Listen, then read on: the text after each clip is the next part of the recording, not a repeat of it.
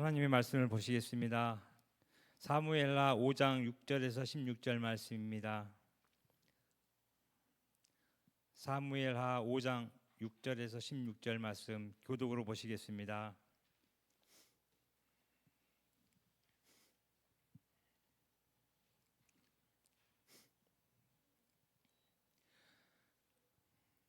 왕과 그의 부하들이 예루살렘으로 가서 그 땅 주민 여부스 사람을 시리하매 그 사람들이 다윗에게 이르되 내가 결코 이리로 돌아오지 못하리라. 맹인과 다리 저는 자라도 너를 물리치리라 하니 그들 생각에는 다윗이 이리로 들어오지 못하리라 함이나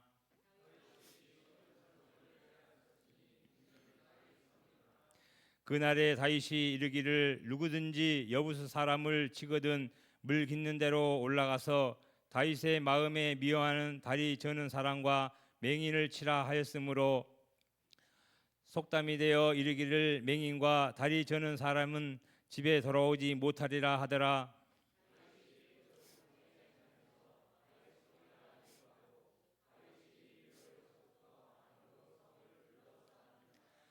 만군의 하나님 여호와께서 함께 계시니 다윗이 점점 강성하여 가니라.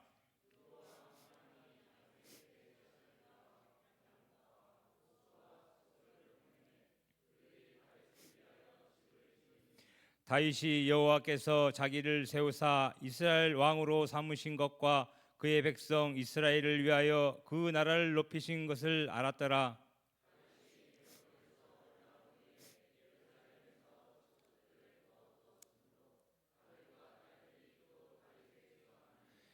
예루살렘에서 그에게서 난 자들이 이름은 삼모아와 소밥과 나단과 솔로몬과 다 같이 하시겠습니다.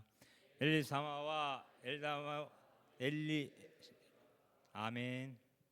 이 시간은 박의경 목사님께서 말씀 전하시겠습니다.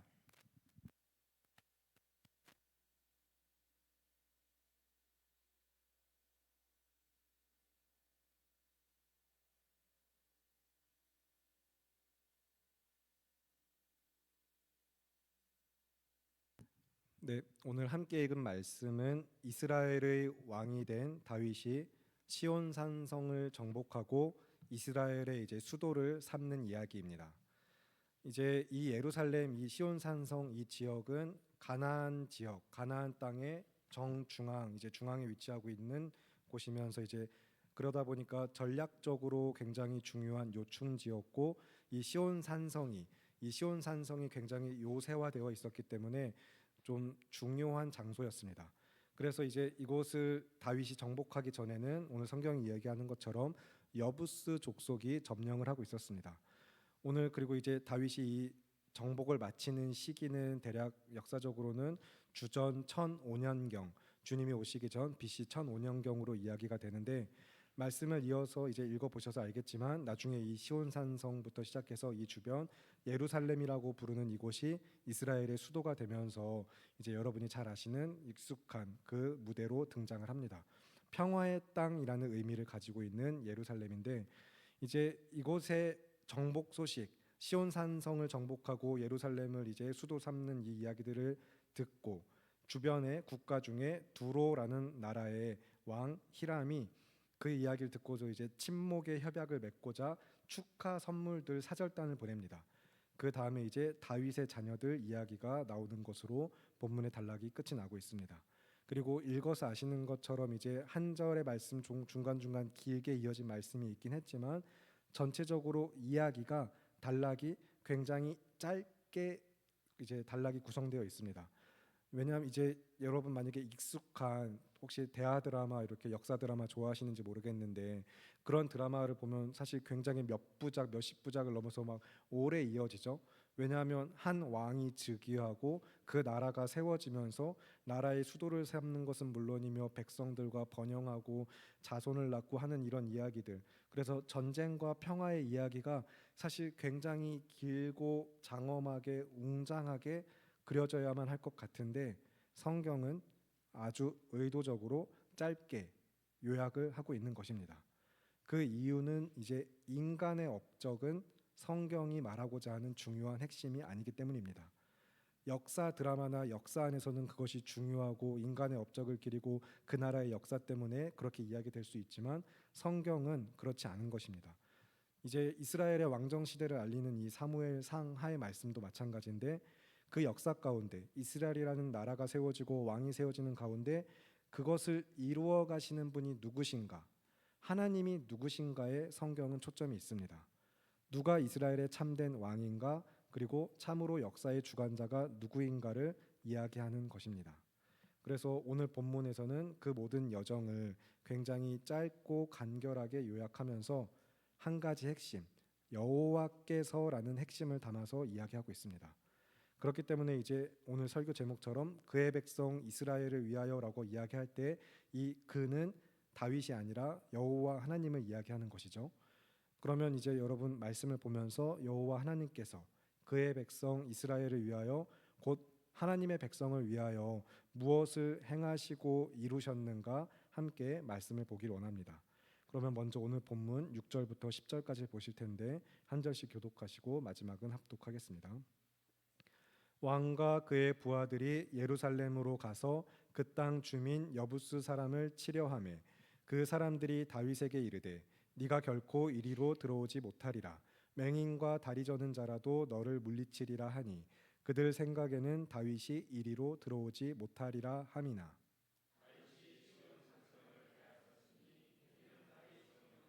그날에 다윗이 이르기를 누구든지 여부스 사람을 치거든 물 깃는 데로 올라가서 다윗의 마음에 미워하는 다리 저는 사람과 맹인을 치라 하였으므로 속담이 되어 이르기를 맹인과 다리 저는 사람은 집에 들어오지 못하리라 하더라.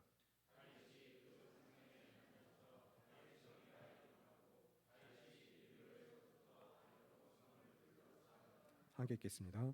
만군의 하나님 여호와께서 함께 계시니 다윗이 점점 강성하여 가니라. 아멘. 그래서 여러분 오늘 본문 이제 5장 전체를 읽어 가실 때는 사실 앞에 4절과 5절이 있기 때문에 좀 흐름이 어색하게 느껴지실 수 있거든요. 이제 1절부터 읽어 가시면서 3절 읽고 6절로 바로 읽는 것이 훨씬 자연스럽긴 합니다. 4절과 5절을 빼고 읽으시면 이 내용이 조금 더 잘 이어지시는데 다윗이 온 이스라엘의 왕으로 세워졌고 헤브론에서 그렇게 왕으로 세워진 다음에 시온성으로 예루살렘으로 수도를 옮기는 그 맥락으로 이제 이야기가 이어지고 있는 것입니다. 그리고 이제 이와 같은 이야기가 역대상 11장, 흔히 평행본문이라고 이야기하는 그 말씀의 역대상 11장에도 비슷한 형태로 기록이 되어 있는데 오늘 본문은 잘 표시를 해두시고 구약 626쪽 역대상 11장을 보시겠습니다. 구약 626쪽입니다. 역대상 11장 1절부터 9절의 말씀입니다. 오늘 본문과 같은 이야기를 또 조금 다른 관점으로 어떻게 기록하고 있는가? 역대상 11장 1절부터 9절 말씀 구약 626쪽입니다. 찾으셨으면 한 절씩 교독하시고 마지막은 합독하겠습니다. 온 이스라엘이 헤브론에 모여 다윗을 보고 이르되 우리는 왕의 가까운 혈족이니이다.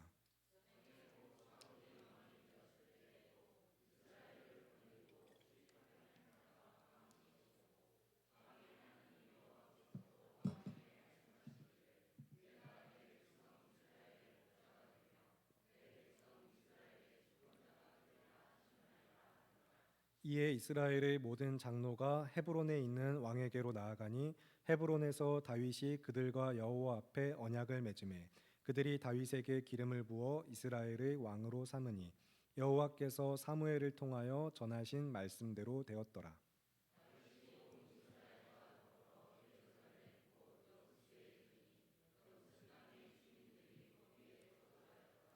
여부스 원주민이 다윗에게 이르기를 네가 이리로 들어오지 못하리라 하나 다윗이 시온 산성을 빼앗았으니 이는 다윗 성이더라.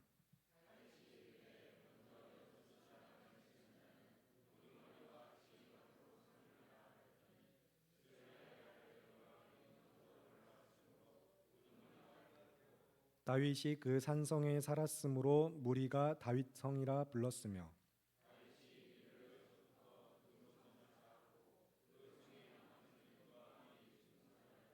함께 읽겠습니다. 만군의 여호와께서 함께 계시니 다윗이 점점 강성하여 가니라. 아멘. 네.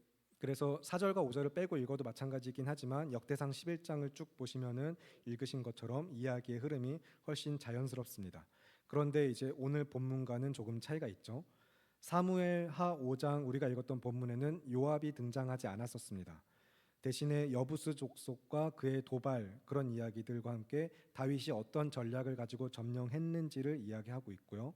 방금 읽은 역대상 11장에서는 또 그런 내용들은 생략되어 있고 무대에 이제 요압을 등장시키고 있습니다. 그리고 이제 읽진 않았지만 9절 이하 10절에서는 역대상 11장 10절에서는 다윗의 용사들을 소개하고 있는데 결국에 이제 다윗의 세력을 이야기하는 것입니다. 그래서 성경은 여러분 계속해서 읽어보시면 또 읽으셔서 알겠시겠지만 굉장히 다양성을 가지고 같은 이야기를 다른 관점에서 조금 다르게 표현하면서 주제의 풍성함을 드러내고 있습니다. 그러나 또한 핵심이 되는 중요한 주제는 통일성을 가지고 강조하고 있어요. 그래서 오늘 그 핵심, 강조되고 있는 통일성은 사무엘하 5장 10절이 이야기하고 있고 역대상 11장 9절이 이야기하고 있는 동일한 말씀처럼 만군의 하나님 여호와께서 함께 계시니 다윗이 점점 강성하여 가니라 하신 이 말씀의 핵심이 있습니다. 하나님께서 믿음의 인물들을 어떻게 들어 쓰시는가, 그의 역사를 이루어 가시는가, 그렇게 어떻게 그들을 통하여서 구원의 역사를 이루셨을 뿐만 아니라 또 하나님의 나라를 이루어 가시는가, 이 땅의 역사를 주관하시는 참 주권자가 누구이신지 그 하나님을 알게 하시는데 성경에 초점이 있기 때문입니다. 그러면 이제 다시 오늘 본문으로 돌아오셔서 사무엘하 5장으로 오셔서 다시 본문 5장 6절부터 펼쳐두시고 말씀을 보실 텐데, 이제 6절 이 단락이 시작하면서 이 단락의 구조적인 측면을 설명을 드리면 이제 이스라엘의 왕으로 세워진 다윗이 왕으로 세워져서 그가 통치하는 가운데 첫 시작, 왕으로서의 첫 시작을 예루살렘 정복이라는 것에서부터 그 나라의 수도를 세우는 것부터 이야기하고 있는 것입니다. 그래서 이제 왕과 그의 부하들이 헤브론에서 예루살렘으로 가서 그 땅의 원주민 여부스 사람들을 치는 것으로 시온 산성을 정복하는 것으로 이제 이야기가 이어지고 있어요. 이제 이 당시 예루살렘 이 시온 산성은 이제 성경이 이야기하는 것처럼 여부스 족속이 점령하고 있던 땅으로 이스라엘의 어느 지파도 이곳에 속해 있지 않았으면서 그러나 또 가나안 땅의 정중앙에 있던 그런 장소였기 때문에 전략적으로도 굉장히 중요하고 이 시온 산성 자체가 굉장히 잘 만들어진 요새였기 때문에 다윗이 이곳을 수도로 삼고자 하는 것, 이스라엘의 수도로 삼고자 하는 것은 굉장히 적합하고 자연스럽고 합리적인 선택입니다. 그런데 문제는 이제 거기에 살고 있던 여부스 족속이 있었죠. 그리고 그들은 이 시온 산성에 요새화되어 있는 전략적 그 땅의 이점을 근거와 자랑으로 삼으면서 다윗을 강하게 도발하고 있습니다.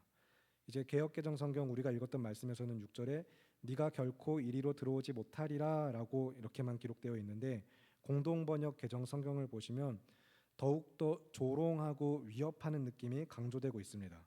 그래서 이렇게 이야기하거든요. 너 같은 것이 이리로 쳐들어오다니, 야 어림도 없다. 야는 제가 지금 넣었는데 죄송합니다.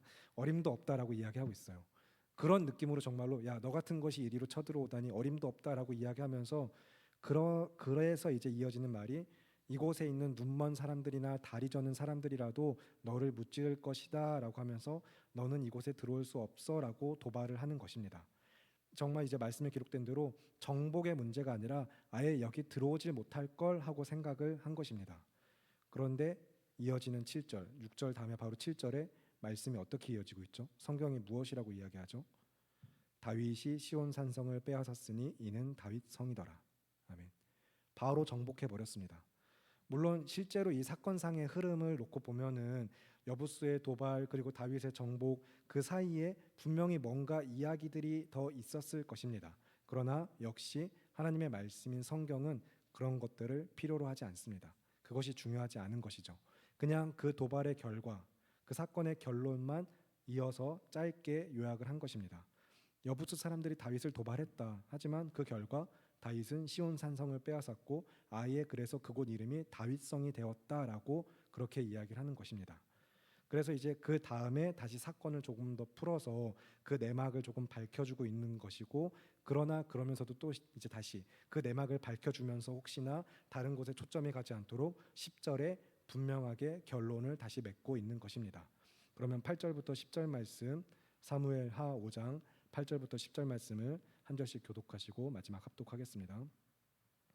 그날에 다윗이 이르기를 누구든지 여부스 사람을 치거든 물 깃는 대로 올라가서 다윗의 마음에 미워하는 다리 저는 사람과 맹인을 치라 하였으므로 속담이 되어 이르기를 맹인과 다리 저는 사람은 집에 들어오지 못하리라 하더라.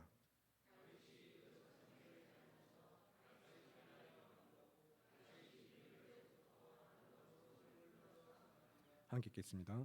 만군의 하나님 여호와께서 함께 계시니 다윗이 점점 강성하여 가니라. 아멘. 이제 여부스 사람들의 도발이 있는 다음에 다윗이 이스라엘에게 명령을 했죠. 누구든지 저 여부스 사람을 치려면은 이 수로 이제 물 깃는 곳을 따라 올라가서 이제 그들을 쳐라라고 명령을 내린 것입니다. 이제 너무 이제 정말 뭐 가파른 그런 이제 산성이기 때문에 어떻게 쳐들어갈 방법이 없었던 그곳에 수로 물 깃는 곳이 있는 그곳을 발견하고서 다윗이 그리로 올라간 이런 전략을 내린 것이죠. 그런데 이제 성경은 역시나 이제 역대상 11장 말씀에서 읽으신 바에서 여러분이 같이 또 연결해서 보실 것은 그런 명령에 가장 앞장서서 올라간 것이 요압이었고요. 그래서 이제 성경이 이런 것들을 이야기할 때 결국에는 그의 시온산성 정복 이 사건을 두고서 다윗의 뛰어난 전략을 치하하거나 그에게 있는 용맹한 용사들을 자랑하는 데 초점이 있지 않은 것입니다. 그 사실을 분명히 하기 위하여서 이야기하고 설명은 하지만 짧게 말하고 계속해서 중요한 강조점, 만군의 하나님 여호와께서 그와 함께 계셨기 때문이다라고 강조를 하는 것입니다. 전쟁에 능하시고 강하고 위대하신 참 전사이신 하나님께서 다윗과 함께 계시며 다윗을 대신하여 싸우셨기 때문이라는 것입니다. 그래서 여호와께서 함께 계심으로 그가 승리했다는 사실을 거듭 강조하고 있는 가운데 같은 사건이긴 하지만 사무엘하 5장에서는 다윗의 전략을 소개해 준 것이고 역대상 11장에서는 다윗의 세력을 이야기하면서 어쨌든 중요하게 동일하게 각 말씀의 단락 끝마다 만군의 하나님 여호와께서 함께 계시니라고 말씀을 결론을 내리고 있습니다. 그러면서 이제 성경은 계속해서 이 다윗이라는 인물 그에게 우리가 주목하거나 그를 떠받들고 다윗을 우상처럼 삼지 않도록 그의 인간적인 면모를 분명하게 드러내고 있습니다. 이제 어떤 식으로 드러내고 있는지는 이제 설명을 드리면 도발에 대하여서 그 여부스 사람들의 도발에 대하여서 굉장히 감정적인 반응을 보였거든요. 그리고 굉장히 감정적인 반응을 보였던 것만 아니라 이제 또 오늘 읽은 말씀의 마지막 단락에 계속해서 그가 많은 첩을 두고 있는 이야기를 분명하게 다시 한번 언급하면서 그가 여전히 사람일 뿐이다라는 것을 강조하고 있습니다. 이제 8절에는 다윗의 마음에 미워하는 이라고 이야기하고 있죠. 내가 미워하는 저 여부스 사람을 치려거든 하고 있는 것인데 이제 이야기하는데 자신의 그 감정을 진솔하게 여과 없이 그대로 드러내고 있고 이걸 역시 또 공동 번역 개정에서 보시면은 이 다윗은 저자들 이제 그들이 사무치게 밉다라고까지 이야기하고 있어요. 자기를 도발하니까 그 도발하는 여부스 사람들에게 그 사람들이 너무 미워서 사무치게 미워서 누구든지 저 여부스 사람을 치려거든 하면서 이제 명령을 내리는 것입니다. 그러나 이제 이런 감정적인 반응의 사람, 인간 다윗에 비하여서 참되고 유일한 진정한 메시아이신 그리스도 우리가 믿는 예수님께서는 그런 감정적인 반응으로 세상을 대하시지 않으셨죠. 예수님께서는 낮아지심과 겸손하심으로 십자가 위에서도 아무런 항변과 변명을 하지 않으시면서 그저 끌려가는 어린 양처럼 십자가 위에서 죽으시면서 죄와 사망에 어그러진 세상을 그 겸손과 낮아지심으로 정복을 하셨습니다. 죽으셨을 뿐만 아니라 다시 부활하심으로 또한 그 승리를 이루셨는데 예수님께서는 자신의 피를 흘려서 십자가로 이루신 사랑의 승리와 은혜로 온 땅을 정복하셨다면 다윗은 그렇지는 않았습니다. 그는 칼로 다른 사람의 피를 흘리면서 힘의 전쟁에 승리하여서 나라를 정복해 갔습니다. 물론 여기서 이제 또 한 가지 우리가 기억할 것은 그는 하나님께서 세우신 왕이었습니다. 그렇기 때문에 이스라엘이라는 이 나라를 하나님의 백성을 이끄는 지도자이면서 왕의 역할에 합당하게 쓰임 받은 것이기도 합니다. 그래서 사실 성경을 읽을 때 여러분 참 복잡하시죠.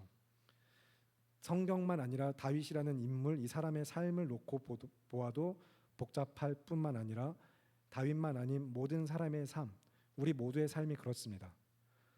결코 단순하게 어느 한 가지만 가지고 이야기할 수는 없어요. 동전의 양면도 넘어서 정말로 인생은 수많은 다양한 그 한 사람의 삶에 너무 많은 다양한 측면이 있기 때문에 우리가 다윗을 보면서 그의 연약함을 이야기하기도 하고 강점을 이야기도 하지만 그 누구도 사람을 이야기할 때 쉽게 판단하거나 정죄 내리거나 그의 삶을 함부로 정의할 수는 없습니다. 그래서 뭐 예를 들어서 이야기하자면 어떤 사람이 있다고 이야기할 때 그 사람이 하는 말은 옳을지라도 그 사람 자체가 옳은 것은 아닐 수도 있습니다. 반대로 그 사람이 하는 말은 전혀 옳지 않은데 틀린 말을 할 때가 있는데 그러나 그 사람은 옳은 사람일 수도 있죠. 그래서 모든 사람은 어쩔 때는 옳고 어쩔 때는 옳지 않습니다. 항상 옳은 사람은 사실 없습니다. 오직 하나님만 언제나 옳으시죠. 그렇기 때문에 여러분 따라해 주시면 좋겠는데 언제나 옳으신 하나님을 믿습니다. 이 믿음의 관점을 가지고 이후에 사무엘 하 말씀을 계속해서 읽어보시면서 다윗이 가진 믿음이 무엇인가를 잘 발견하실 수 있길 바랍니다. 언제나 하나님이 옳으시며 우리는 언제나 옳으신 그 하나님을 믿습니다. 그래서 이제 5장 8절의 말씀에서 한 가지 또 다른 측면으로 말씀을 이야기해 드리면 다윗이 인간의 그 되게 감정적인 반응을 여실하게 그대로 보여준 것만 아니라 동시에 또한 언제나 오르신 하나님의 그 주권 아래에서 이스라엘이라는 나라를 통하여서 하나님의 공의와 사랑을 드러내시는 하나님의 뜻과 계획 가운데 다윗이 이 여부스 사람들을 미워한 것은 죄를 미워하시는 하나님과도 연결이 됩니다. 이제 다윗이라는 인물과 그 나라는 하나님의 나라이고 그가 하나님의 그리스도의 예표인 자로서 하나님의 마음에 합한 왕으로서 그 위치에서 다윗의 이제 여부수 사람을 미워하는 것은 그냥 자기가 단순하게 수치와 모멸을 받았기 때문에 정서적으로 반응한 것만을 넘어서 죄에 대하여서 반응하시는 하나님의 마음이 그를 통하여 역시 반영되고 있다는 것입니다. 그래서 본문에서 이제 또 여부수 사람들을 눈이 멀고 다리 저는 사람들로 다윗이 이야기하거든요. 가서 저 눈 멀고 다리 저는 사람들 이야기할 때 여부수 사람들을 지칭하는 말입니다. 이것은 이제 그들의 조롱을 그대로 갚아준 겁니다. 야 너희가 나를 그렇게 조롱했냐? 그런 사람들이 너 나를 무찌를 수 있겠다고 이야기했는데 너희가 가서 그러면 우리 이스라엘이 가서 그들을 치자라고 이야기하면서 여부수 사람들을 그렇게 이야기하는 것은 이제 쉽게 말하면 받은 만큼 돌려준 것입니다. 자기가 받은 만큼 돌려준 것인데 역시 참 인간다운 사람에서 벗어나지 못하는 모습과 함께 또한 공의로우신 하나님의 심판, 죄에 대하여서 그대로 심판하시는 모습이 드러나는 것이죠. 그래서 성경은 계속해서 다윗은 다윗일 뿐입니다. 그가 훌륭한 왕이고 존경받을 만한 좋은 믿음의 인물로서 우리가 본받을 점들이 있는 것은 맞지만 그는 사람이라는 사실을 계속해서 그가 그리스도의 예표라는 사실만큼이나 투명하게 충분하게 거듭해서 강조하고 있습니다.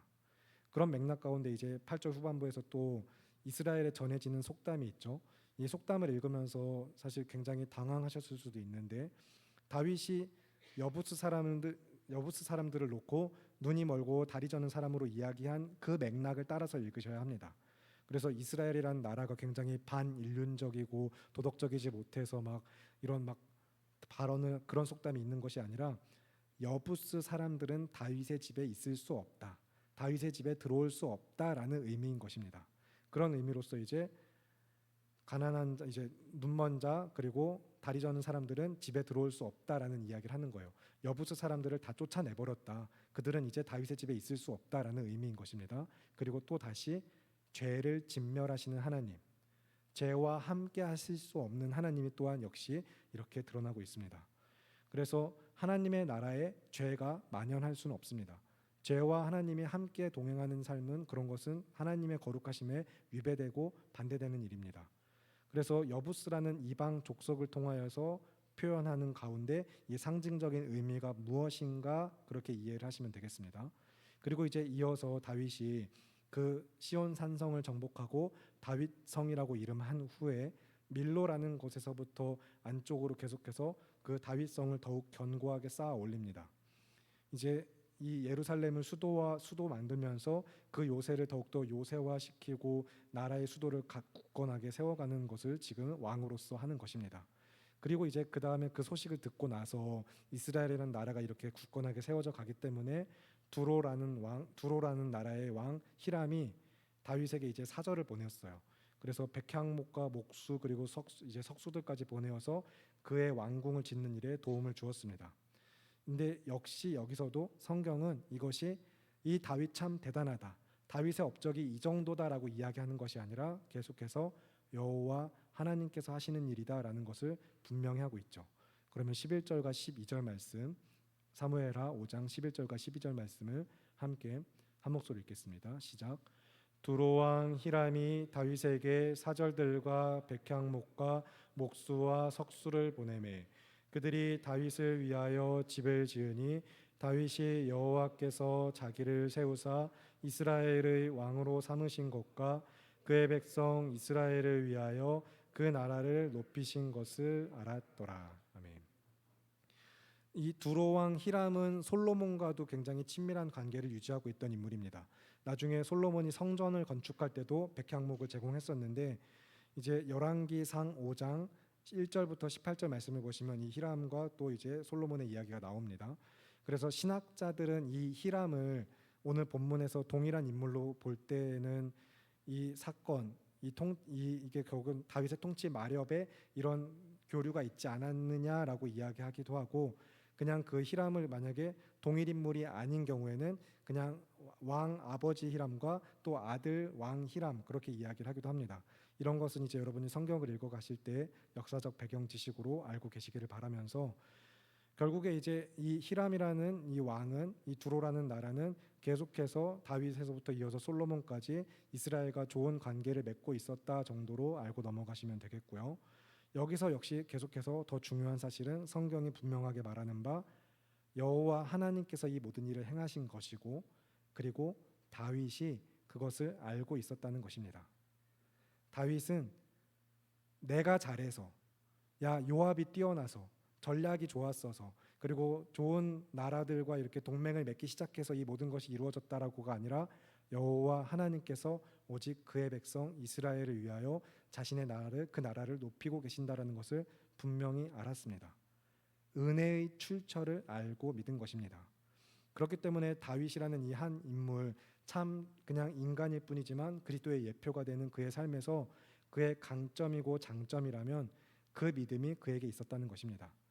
자신의 삶의 주관자가 누구인지를 알고 믿었으면서 그 믿음으로 사는 가운데 항상 모든 것의 근원, 자기 삶의 출처, 모든 은혜가 어디로부터 오는지를 알고 믿은 다윗의 믿음을 본받으시길 바랍니다. 그래서 이제 이후에 이스라엘의 왕들에 대한 평가도 계속해서 그러한 평가거든요. 다윗의 길로 행하였느냐 행하지 않았느냐라는 것은 그 왕이 하나님의 주권 아래 철저하게 하나님의 뜻에 순종하여 살았는가 그렇지 않았는가를 또한 이야기하는 평가입니다. 다윗은 언제나 자신의 삶에서 그 은혜의 출처를 알고 믿으며 살아갔던 것이고, 그렇지 못했을 때 또한 실수하고 범죄하기도 했던 것을 여러분 보시면서 우리 역시 마찬가지로 모든 것이 하나님께로부터 왔으며 주님이 행하시고 다스리는 것이라는 믿음을 갖고 살아가시길 바랍니다. 그래서 여러분이 이제 이 사무엘하 말씀을 읽으실 때 그 믿음의 관점으로 보실 수 있기를 바라면서, 그 다음에 13절과 16절 읽지는 않겠지만 다윗의 많은 자녀들, 이 부분도 그 관점을 가지고 관찰하실 수 있고 이제 보실 수 있길 바랍니다. 역시 두 가지 측면에서 봐야 하거든요. 이제 여전히 앞에서 이야기했던 것처럼 정말로 여전히 다윗이 참 연약하구나. 헤브론에서 이스라엘 이제 예루살렘으로 수도를 옮긴 다음에도 여전히 그 예루살렘에 와서 수많은 처첩 아내들을 두면서 신명기의 말씀에 왕이 많은 아내를 두지 말라고 하신 하나님의 율법을 어기고 있죠. 그런 여전히 다윗은 다윗일 뿐입니다. 그런데 또 한 가지 다른 측면은 결국에는 하나님의 말씀을 따라서 이스라엘이라는 나라의 하나님의 백성의 왕, 그 나라가 세워져 가는 가운데 이 나라가 생육하고 번성하고 있다, 그가 다스리고 있다라는 것을 또 드러내고 있습니다. 하나님께서 그 다윗이라는 인물을 어떻게 쓰고 계신지 보여주고 있는 것이죠. 그래서 이렇게 다윗으로부터 이어지는 족보는 오늘 기록된 말씀에서 솔로몬이나 나단과 같은 이렇게 메시아의 족보에 들어간 인물들을 통하여서 하나님의 약속의 성취로까지 말씀은 이어지게 됩니다. 그래서 나중에 여러분 또 계속해서 사무엘하 말씀을 보시는 가운데 보시게 되겠지만 사무엘하 7장의 다윗 언약, 이 다윗 언약 본문은 이 사무엘하 말씀에서도 중요할 뿐만 아니라 언약 본문, 다양한 구약의 언약 본문들 중에서도 굉장히 중요한 말씀이기도 합니다. 그리고 이제 이 모든 사실들로부터 우리가 마음을 모으고 말씀의 은혜를 붙들 것도 같은 초점 동일한 것은 여러분이 자기 자신을 생각하실 때 나를 돌아보실 때에 참 약하고 추할 때도 있지만 그러나 믿음으로 살기를 힘썼던 다윗이라는 그 삶을 그 사람을 하나님께서 어떻게 쓰셨는가 보면서 나 역시 그 은혜의 역사가 내 삶에 동일하게 이어지고 있기 때문에 나는 어떤 믿음으로 살 것인가라는 초점을 가지고 말씀을 보셔야 하는 것입니다. 하나님께서는 그의 백성, 하나님의 백성을 위하여서 자신의 하나님 되심을 위하여서 여전히 우리 삶에 은혜로 사랑으로 베푸시고 언약을 신실하게 이루어 가시는 언약의 하나님이시기 때문입니다. 그렇기 때문에 우리 사랑하는 성도님들에게 주의 말씀을 힘입어서 믿음으로 권면드리는 것은 정말로 신실하신 하나님을 믿으시고 그 하나님의 주권을 따라 순종의 삶을 살아가실 수 있기를 바라고 기도합니다. 하나님이나 그 말씀을 내 삶의 도구나 수단 삼는 것은 믿음이 아닙니다.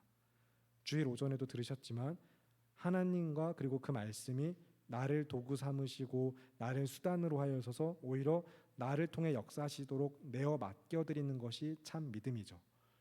그래서 하나님의 말씀에 여러분 정말로 순종하실 수 있길 바라고 그것을 원하시면서 온 마음 다하여서 내 삶을 내어드리는 마음의 자리를 내어드리는 그런 순전한 믿음이 있으시기를 바라고 기도합니다.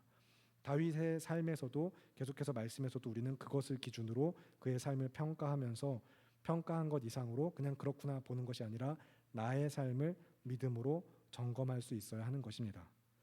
그래서 여러분 사실 이 자리에서 설교를 듣는 것보다 더 중요한 것은 들으신 바 그 이제 말씀을 읽어가는 관점이나 그 안에 담긴 주제, 내용들, 그 의미들을 가지고 돌아가셔서 일상에서도 계속해서 말씀을 붙들고 살아가시는 것이 더 중요합니다.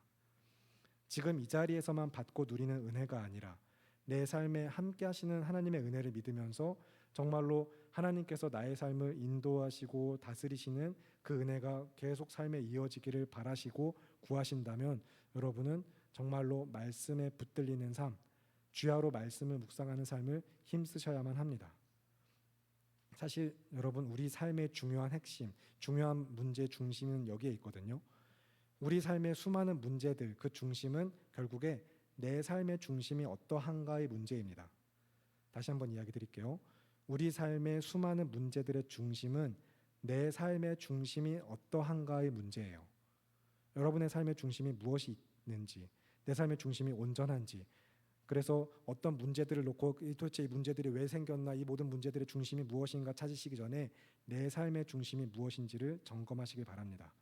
하나님께서 나의 삶의 중심 되고 계신지 아니면 여전히 내가 중심인 삶인지 말씀 앞에서 믿음을 점검하시길 바랍니다. 그냥 단순하게 가나안 땅 그 중앙에 시온 산성이 있었고 다윗은 그곳을 정복해서 예루살렘이라는 수도를 만들었으며 하는 그런 사실들을 아는 것이 사실 그것 자체는 여러분에게 전혀 중요한 것이 아니죠. 여러분의 삶에 그 말씀들은 아무 의미가 없습니다. 그렇게 말씀을 읽으실 때 또한 그냥 적용점을 찾아가면서 읽는 것이나 감정적인 은혜로 그 자리에서만 머물고 끝나는 것들, 그런 것들을 넘어서 우리가 정말로 말씀을 붙들어야 하고 그 말씀이 나를 붙들기 원한다면 우리는 무엇을 우리가 더 정말로 말씀 안에서 보기를 힘쓰고 어떻게 또 삶에 그것들을 가지고 나아가야 되는지를 아시고 힘쓰며 살아갈 필요가 있는 것입니다. 다윗은 분명하게 그래도 그 믿음이 있었습니다. 이 모든 일들을 통하여서 하나님께서 자기를 세우셨다. 나를 왕으로 삼으신 것은 하나님이시다. 하나님께서 하나님의 백성을 위하여 이 하나님의 나라를 높이고 계신다라는 믿음이 그에게 있었습니다. 우리의 삶도 우리의 고백도 동일해야 할 것입니다. 여호와 하나님께서 그의 백성을 위하여라고 이야기하는 이 말씀을 읽을 때 그냥 이스라엘이라는 나라를 생각하면서 읽는 것이 아니라 나를 하나님의 백성 삼으신 은혜 아래서 나의 삶에 고백되어서 우리가 이 말씀을 붙들어야 하는 것이죠. 하나님께서는 동시 다윗의 하나님, 이스라엘의 하나님, 야곱의 하나님, 아브라함의 하나님이실 뿐만 아니라 나의 하나님이시기 때문입니다. 그래서 오늘도 우리가 내 귀에 들린 말씀을 어떻게 붙들고 살아갈 것인가, 나는 오늘 이 하루 어떤 마음으로 예배하였으며 이제 이 삶의 자리 또 나아갈 때 어떤 결단을 가지고 나아가는가 여러분 생각해 보시면서 정말로 믿음으로 말씀에 붙들려 나아가시는 삶이 되기를 바라고 기도합니다. 그래서 이제 우리가 믿는 하나님께서 또한 그의 백성 이스라엘들을 위하여서 이 믿음의 공동체 또한 우리 교회를 위하여서 어떤 일들을 행하셨고 복음을 드러내어 그 비밀을 알게 하셨는가, 이제 신약의 말씀을 연결해서 보실 텐데, 오늘 본문에서는 다윗이라는 왕을 통하여서 시온을 정복하셔서 그곳에 이스라엘은 나라 예루살렘의 수도를 만드시면서 하나님의 나라를 이루어 가시는 이야기가 있었다면, 동일하게 우리의 삶에서 어떻게 하나님께서 역사하셨는가, 베드로전서 2장 6절의 말씀을 보시겠습니다. 베드로전서 2장 6절입니다. 신약 379쪽쯤에 있습니다. 신약 379쪽 베드로전서 2장 6절의 말씀 찾으셨으면 여러분이 한 목소리로 베드로전서 2장 6절을 읽어주시기 바랍니다. 시작.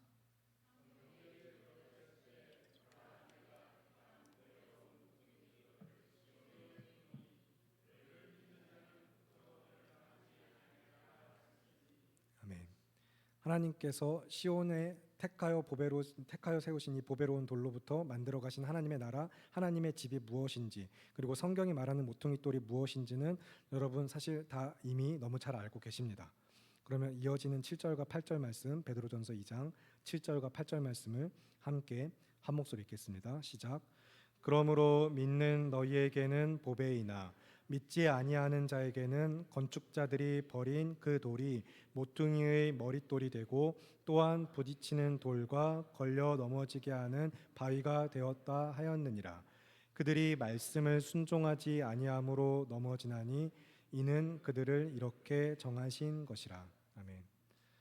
그렇다면 우리 사랑하는 성도 여러분은 정말로 십자가의 그 복음, 져야만 승리하고 겸손과 낮아짐으로 승리한 이 복음이 나의 삶의 가장 귀한 보배로 믿어지고 계신가요? 정말로 그 복음을 믿으시나요? 아니면 여전히 힘의 논리 가운데 싸워서 이겨 얻는 그런 승리를 바라시면서 성경이 말하는 이 자꾸 낮아지라고 이야기하고 버리라 그러고 자기를 부인하며 십자가를 지고 나를 따르라고 말씀하시는 이 복음이 삶의 걸림돌, 부딪혀 넘어지는 바위가 되고 계시고 있진 않은지 우리가 말씀 앞에 내가 복음을 어떻게 믿고 따르고 있는가 점검하실 수 있길 바랍니다. 성경은 그들의 넘어짐을 두고 분명히 이야기하고 있습니다.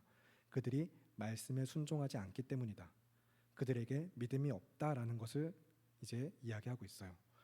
여기서 이제 하나님께서 시온에 두신 그 돌, 참으로 보배로운 돌이신 그 모퉁이 돌 예수 그리스도를 믿지 않는 사람들이 이제 그런 삶이다라는 것을 성경이 이야기하는 것이거든요. 그렇기 때문에 여러분 기억하실 것 중에 하나는 순종을 힘쓰실 때 그 순종의 가장 첫 번째 영역, 첫 걸음은 하나님의 아들 예수 그리스도를 믿는 믿음에서부터입니다. 참으로 그가 하늘에서 오신 하나님의 아들이시며 우리를 위하여서 죽으셨고 다시 살아나신 분이며 그가 참으로 이제 또 성경이 이야기하는 것처럼 하나님께서 시온에 두신 보배로운 모퉁이 돌 되심을, 내 삶의 가장 귀한 보배가 되심을 믿는 것부터가 순종입니다. 그래서 그 믿음의 순종 가운데 하나님께서는 이제 그래서 믿는 자와 믿지 아니하는 자에 대한 선을 분명하게 그어서 우리로 하여금 믿음을 점검해 보게 하시는 가운데 참으로 그 믿음 안에서 예배하고 있는 우리에게 또한 죄인이지만 용서받은 죄인인 우리에게 어떻게 우리가 어떤 은혜를 누리고 있는지 말씀으로 위로하시기를 이제 베드로전서 2장 9절과 10절의 말씀으로 우리에게 말씀하고 계신데, 이어서 베드로전서 2장 9절과 10절의 말씀 함께 한 목소리 읽겠습니다. 시작. 그러나 너희는 택하신 족속이요 왕 같은 제사장들이요 거룩한 나라요 그의 소유가 된 백성이니 이는 너희를 어두운 데서 불러내어 그의 기이한 빛에 들어가게 하신 이의 아름다운 덕을 선포하게 하려 하심이라. 너희가 전에는 백성이 아니더니 이제는 하나님의 백성이요 전에는 긍휼을 얻지 못하였더니 이제는 긍휼을 얻은 자니라. 아멘. 하나님께서 택하신 백성이시며 그의 소유된 백성으로서 믿음의 공동체로 함께 모인 우리 사랑하는 성교교회 성도 여러분, 하나님께서 여러분을 부르신 줄을 믿습니다. 우리를 저 어둡고 추하며 어그러진 죄악된 세상에서 불러내셔서 하나님의 나라, 그의 사랑의 아들의 나라로 옮기신 하나님께서는 우리로 하여금 그래서 그 아름다운 덕을, 다른 번역 성경에서는 이제 업적이라고 이야기하거든요. 다윗과 같은 어떤 한 사람의 역사의 업적이 아니라 구속사 가운데 하나님께서 이루신 이 구원의 복음의 이 업적을, 이 덕을 선포하도록 우리를 부르신 것입니다. 복음을 선포하도록 우리를 부르셨습니다. 하나님께서 그의 백성을 위하여서 어떻게 일하셨는가 우리는 말씀을 보고 듣고 믿으면서 그 믿음 안에서 또한 그러면 내가 어떻게 살아가야 될지를 분명히 해야 하는 것입니다. 우리가 전에는 본질상 진노의 자녀였지만 하나님의 백성이 아니었지만 이제는 하나님의 백성이 되었습니다. 오직 은혜로, 하나님이 허락하신 구원의 은혜 가운데. 그렇다면 하나님께서 그의 백성을 위하여서 사랑으로 행하신 이 아름다운 복음을 듣고 믿는 바, 그 이름을 믿는 우리가 또한 예수 그리스도의 이름을 복음 전하기를 힘쓰면서 어떻게 살아가야 할지를 늘 주의하시기 바랍니다. 그래서 그 삶에 주의할 것들, 믿음으로 살아가는 삶의 모습에 대해서는 베드로전서 2장 1절의 초반부 말씀이 이야기하고 있고요. 우리 모두 다 믿음의 순종이, 그 말씀의 순종이 있는 삶이 되기를 바라고 기도합니다. 그렇게 계속해서 이제 여러분이 계속 이제 사무엘하 말씀을 읽고 들으시면서 다윗의 업적이나 사람의 업적, 이스라엘이라는 한 나라가 세워져 가는 그런 이야기가 아니라 하나님의 업적, 하나님의 아름다운 덕, 이 일을 행하시는 하나님은 누구신가? 그래서 복음은 무엇인가? 그 믿음을 가지고 말씀을 읽으시기 바랍니다. 그 가운데 하나님의 나라를 지금 여기서 누리면서 살아가시면서 그리스도 예수 안에서 믿음으로 자라가는, 그리고 하나가 되는 성교교회 성도 여러분, 우리 모두가 되기를 바라고 기도합니다. 이 시간 함께 기도하시겠습니다. 오늘 들은 말씀과 주시는 마음을 붙들고 함께 기도하실 텐데, 하나님을 위하여서 그리고 복음을 위하여서 믿음의 순종과 예배의 삶을 결단하며 함께 기도하시겠습니다. 하나님께서 그의 백성을 위하여 행하신 그 놀라운 사랑과 은혜로 내가 하나님 백성 되었음을 믿으신다면, 정말로 예수 그리스도께서 나의 삶의 가장 귀한 보배가 되시는 그 믿음이 나에게 있다면, 이 시간 하나님을 위하여 살아가는 삶을 결단하시면서 복음을 위하여 주께 드리는 믿음의 순종과 그 예배의 삶이 나에게 있기를 결단하고 간구하시면서 이 시간 매일 주의 말씀에 붙들려 그 말씀에 믿음으로 순종하며 살아가는 삶을 놓고 하나님의 주권 앞에 나의 삶을 내어 맡겨드리는 예배의 삶을 간절히 원하고 바라시는 마음으로 주님의 이름 한번 외치시고 기도하겠습니다. 주여, 사랑하신 아버지 하나님, 오늘도 이 시간 우리가 하나님의 말씀을 보고 듣고 배우는 가운데 그 말씀 안에서 우리가 믿음으로 결단하면서 참으로 이 모든 일을 행하시는 이가 누구이신가? 하나님은 어떤 분이신가? 하나님께서 그의 백성을 위하여서 이루신 하나님의 놀라우신 구원의 업적, 그 모든 아름다운 덕이 무엇인가? 오늘도 우리의 마음 가운데, 우리의 삶 가운데 하나님의 말씀을, 복음을 마음에 새기고 삶에 새기며 그 은혜에 붙들려 나아가는 믿음의 성도들 우리 모두가 되게 하시기를 간절히 바라고 기도합니다. 하나님께서 행하신 이 모든 일들을, 정말로 그 놀라운 은혜를 우리가 알고 믿는 자들로서 정말로 그 믿음을 고백하며 우리가 구원받은 성도의 것을 알고 나아가는 그 삶이라면, 어떻게 이 땅에서 또한 우리가 삶에 살아가는 모든 순간들, 그 자리들 어떤 믿음을 살아가고 어떻게 정말 우리가 하나님을 예배하는 삶을 살아가야 될 것인지 오늘 들은 말씀 가운데 교훈하신 그 말씀을 통하여서 우리로 하여금 정말로 그 말씀이 내 삶을 주장하면서 깨달아 알게 하시고 그 믿음의 순종으로 나아가는 삶이 될 수 있도록 주님 도와주시옵소서. 정말로 우리를 백성 삼으신, 하나님의 백성 삼으신 그 은혜가 참으로 크고 놀라워서 나의 삶의 가장 귀한 보배가 되시는 예수 그리스도께서 정말로 내 삶의 그 무엇보다 가장 귀하고 아름다운 복음이 되어서 내가 그 복음을 믿는 믿음 안에서 어떻게 하나님을 예배하는 삶을 살아가며 하나님의 백성된 삶을 다할 것인가, 그의 아름다운 복음을 선포하는 삶을 어떻게 믿음으로 살아갈 것인가 깨닫게 하시고 믿음의 순종이 있는 삶 되게 하시기를 간절히 바라고 기도합니다. 그렇게 우리가 살아갈 수 있도록 우리를 주님의 처소 삼으시며 하나님이 우리와 함께 하시는 가운데 주의 말씀과 그의 성령이 우리의 삶에서 힘과 능력으로 역사하시는 줄 우리가 믿사오니, 오늘도 우리 삶에 함께 하시는 그 은혜로부터 말미암아 우리가 예배자로 살아갈 수 있도록 주님 도와주시옵소서. 우리의 삶에 함께 하시는 하나님의 은혜를 믿으며 귀하고 아름다우신 우리 주 예수 그리스도의 이름으로 기도합니다. 아멘. 살아계시는 하나님 아버지, 저 죄로 어그러지고 망가져가는 추악한 세상은 계속해서 힘과 능력을 가지고 자신이 싸워서 무언가를 쟁취하고 얻으라고 이야기하지만 우리는 그 죄악된 세상 가운데 사랑으로 복음으로 이 세상을 정복하시고 승리하신 죄와 사망을 이기신 하나님을 믿는 믿음 안에서 싸우시고 승리하시며 그 은혜를 주신 이가 하나님이신 줄을 믿고 그저 믿음의 순종으로 주와 함께 나아가는 삶 되기를 간절히 바라고 기도합니다. 하나님, 우리가 계속해서 수고하고 애쓰는 그 삶 가운데 참으로 그런 것들 또한 우리가 성실하게 믿음만 아니라 삶의 일상의 영역에서 마땅히 그 섭리와 질서 가운데 순종하고 힘쓸 것들도 있지만 뿐만 아니라 결국에 우리 삶의 가장 중요한 중심이, 내 삶의 중심이 하나님의 말씀과 그 하나님 오직 한 분만 되어서 믿음으로 살기를 날마다 결단하며 주와 함께 동행하는 성도 우리 모두가 될 수 있도록 주님 도와주시옵소서.